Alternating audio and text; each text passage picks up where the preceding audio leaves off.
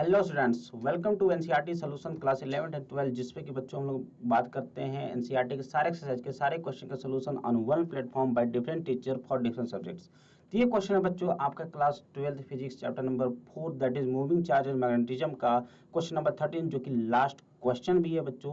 Question कह रहा है बच्चों की a circular coil of 30 turns and radius 8 centimeter carrying a current of 6 ampere is suspended vertically in a uniform horizontal magnetic field of magnitude 1 Tesla. The field lines makes an angle of 60 degree with the normal of the coil. Calculate the magnitude of the counter torque that must be applied to prevent the coil from the turning. फिर कह रहा है would your answer change if the circular coil in A were replaced by a planar coil of some irregular shape that encloses the same area. Clear बच्चों? तो चलिए सबसे पहले हम लोग क्या करेंगे, सबसे पहले हम लोग कर देते हैं इसको टॉर्क को निकाल लेते हैं। तो बच्चों आप सभी को पता है कि अगर मूविंग कॉइल है, अगर उसको हम लोग नेगेटिव फील्ड में रखते हैं तो उस पर लगने वाला जो टॉर्क होता है, this torque is equal to famous formula बीना साइन थीटा, है ना। ट्रिक से याद भी कर सकते हैं, बीना साइन थीटा। तो बच्चों ध्यान से समझिएगा, हमें क्या क्या दे रखा है।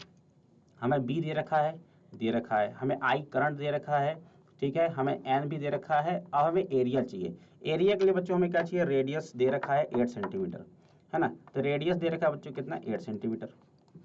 तो क्या सर्कुलर कॉइल का एरिया कितना हो जाएगा, पाई आर स्क्वायर।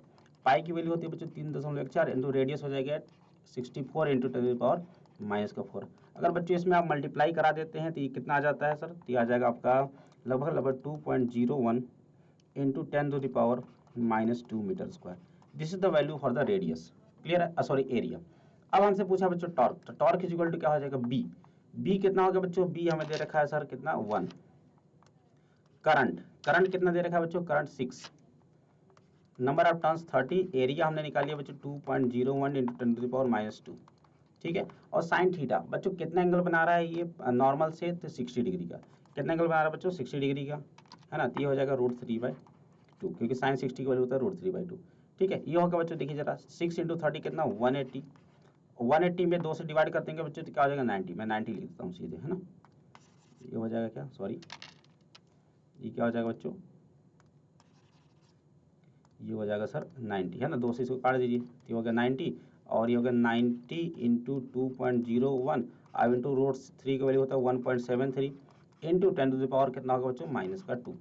अगर इसको आप मल्टीप्लाई करते हैं बच्चों तो कितना आ जाता है, तो ये आ जाता है लगभग 3.133 न्यूटन मीटर। क्लियर है बच्चों।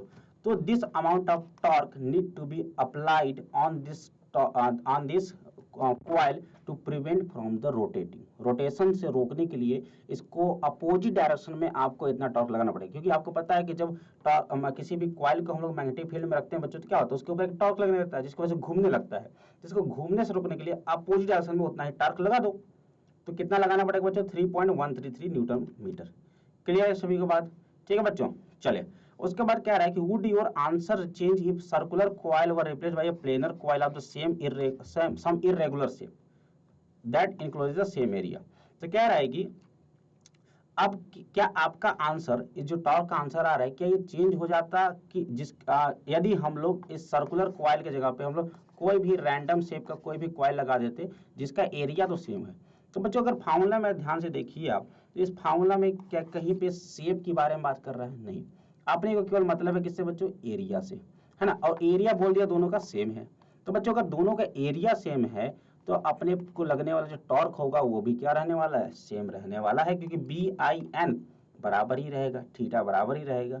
तो उम्मीद करता हूँ बच्चों आपको सोल्यूशन समझ में आ गया होगा और वीडियो भी पसंद आया होगा। तो do like the video and do subscribe channel. Thank you very much, मिलते हैं नेक्स्ट वीडियो में, तब तक के लिए बाय बाय, टेक केयर।